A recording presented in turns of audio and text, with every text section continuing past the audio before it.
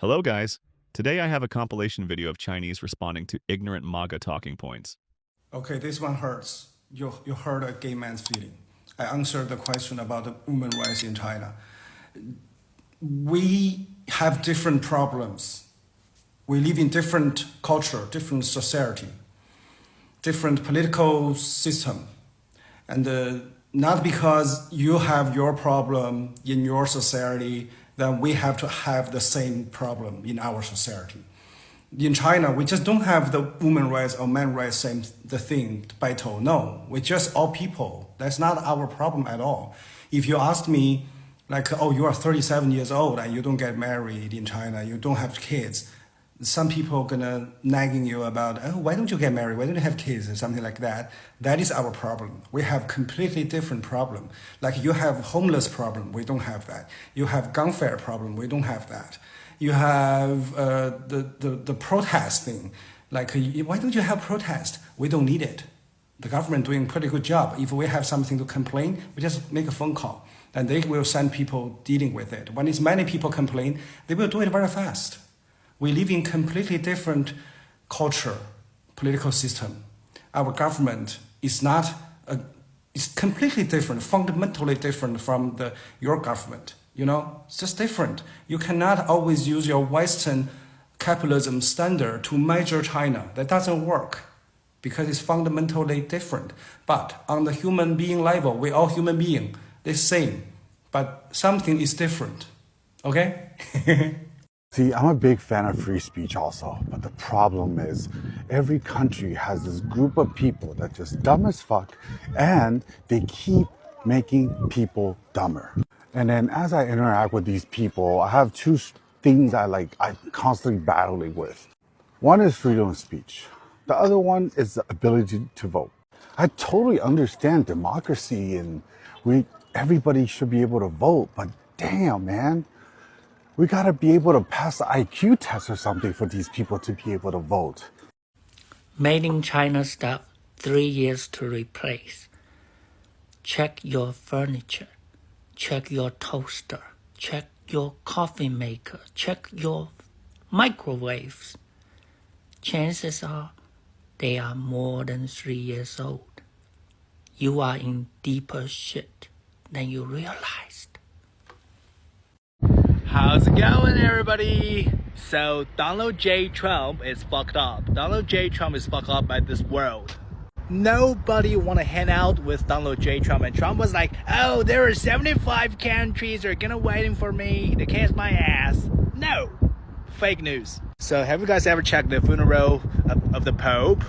And the leaders, the Western leaders, the EU leaders, no one talked to Donald Trump. No one talked to Donald Trump, man.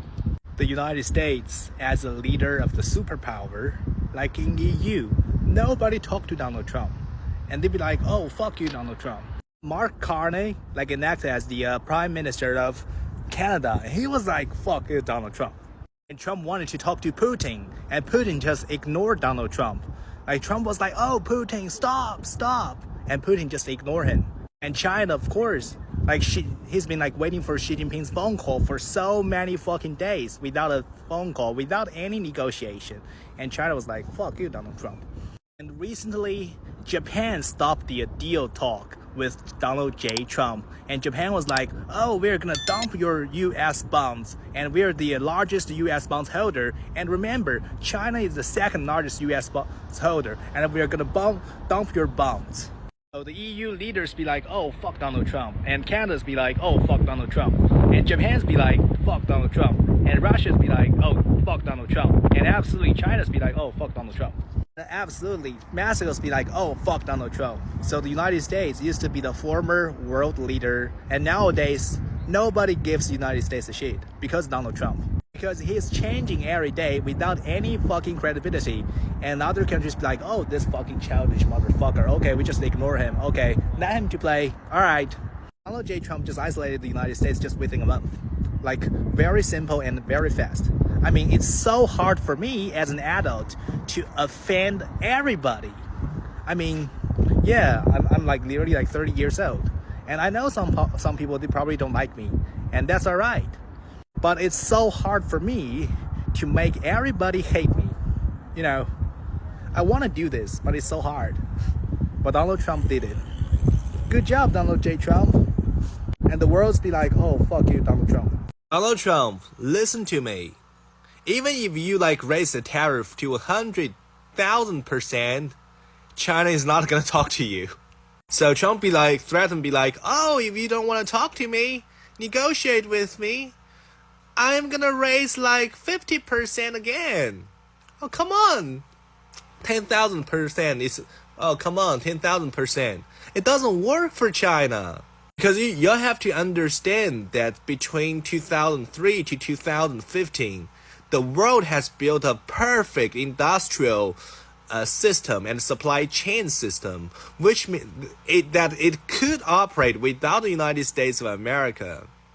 The world could operate without the United States of America. Of course, the United States of America is controlling some key techniques. But the thing is that China already developed their own. So it is okay that the world exists without the United States of America. So Donald Trump used to want to use tariff as a weapon. He probably expected that the world is gonna live down to him, but no. He miscalculated the actual situation all around the world right now. United States is not the United States before the unique superpower dominance all around the world. No, not at all. Trump's threat shows his desperation. So China, just take it easy. We still have time, so we have energy and time to deal with you. And you're in a hurry. And okay, all right, come on, 10,000% tariff. Come on, China doesn't give a fuck. I know you hate math, probably as much as I hate being lectured about Uyghur genocide in China. So hopefully this is the only little bit of math we need to show to shut down the Uyghur genocide narrative, okay? Between 15,000 to 19,000, the Native American population went from 5 million to 250,000. Okay, between 1950s to 2020, the Uyghur generation in Xinjiang went from 3.6 million to 11.62 million. Enough? To us? Well, where everything bad in America is magically someone else's fault. Spoiled. China didn't rob you. Your own government did. For years, your politician told you everything was fine. Just blame China, blame immigrants, blame other guy. Meanwhile, they outsource your job, cut your health care, raise your rent, distract you with rage bait and flags. Tariffs, please. America made billions of global trade, then turned around and blew it on bombs, bailouts, and backroom deals. That money didn't go to you. It went to the people you keep voting for. Time to grow up and wake up. Ask a real question. Where did the money go? Who really robbed you blind? I don't think they speak Mandarin.